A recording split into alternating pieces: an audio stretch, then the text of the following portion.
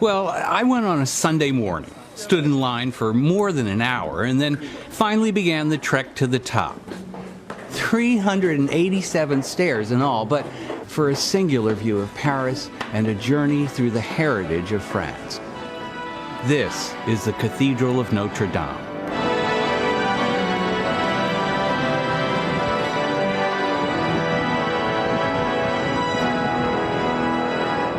Almost 850 years old, it's an architectural masterpiece, from the gargoyles overlooking the city to the soaring arches.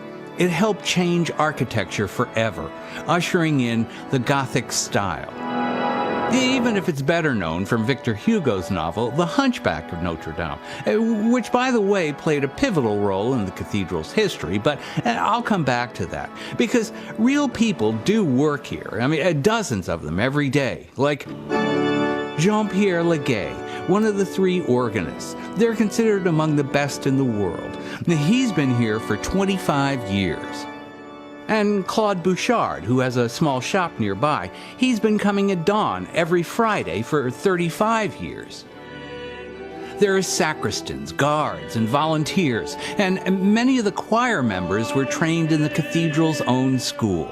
Yet, of the 30 to 60,000 visitors who may come here in a day, that's more even than the Eiffel Tower, nobody really knows if they're drawn by the story of Quasimodo or maybe seeking something more. We have no idea how many people get it. They just, something happens when they come into their church and they realize it. I mean, they walk in as tourists, they walk out as pilgrims. Michael Perry's an American priest from Brooklyn who's spent every summer here for the last 17 years. And through his eyes, you can see past the flashbulbs and t-shirts to realize that this really is a church. And we all know that our purpose for being here is not to maintain a historical monument, but to maintain a presence of a tradition that goes back to Jesus and is a presence of compassion. The priest who brought me here 17 years ago, when I asked him what the rules were, he said to help people leave in better shape than when they arrived. In front is a marker, a reminder that for centuries all streets in Paris, at one time all roads in France, led here. The cathedral is a symbol for many French, as powerful as the Statue of Liberty is for Americans. According to the cathedral's chief administrator, Philippe Lefebvre, because in the memory of the people, in the life of the people, it's the place and the church where they can be together.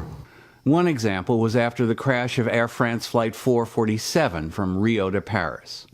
If it's a tragic event, and sometimes we can see that event in the TV, 1 hour after, thousands of people are here.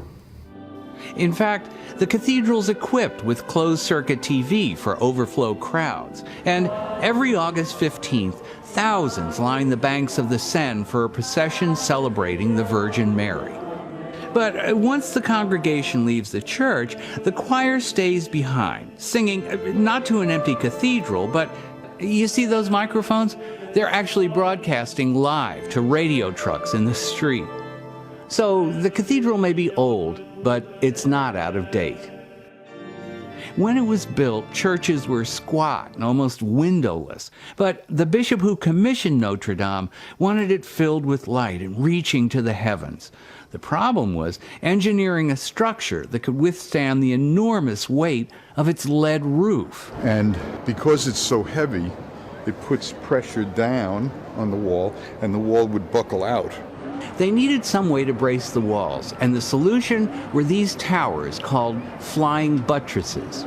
And so the weight from the top comes through that rib into these towers that are here. And so the weight of the roof is dispersed.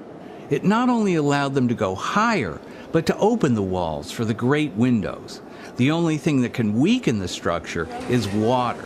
And that was solved by a spectacular system of drain pipes. And they go into the back of the gargoyles. And then the gargoyles spit the water out, because the word gargoyle comes from the French verb to gargle. And when the water's coming out, it sounds like that. And that's why they made them into monsters, because it sounds like monsters talking. Yet, for all its splendor over the centuries, the cathedral began to lose its significance. You can still find scars from the French Revolution when people saw it as a symbol of oppression and took swipes at it with axes and hammers. It was also used as a garage. It was also used as a place to store arms and to store chemicals. And this is where Quasimodo enters the story. For by the 19th century, the cathedral was in such disrepair, people wanted to tear it down. Well, enter an architect named Viollet-le-Duc, who was so determined to save it that he enlisted the help of a writer friend named Victor Hugo. And says, Victor, I need you to help me, because you can write well. We need to defend that church. Which is why Victor Hugo wrote the novel which we've come to know as The Hunchback of Notre Dame. Read chapter 14. Nothing to do with Quasimodo or the gypsy girl Esmeralda. No, it's a rapturous description of the cathedral. And those 10 pages saved this church.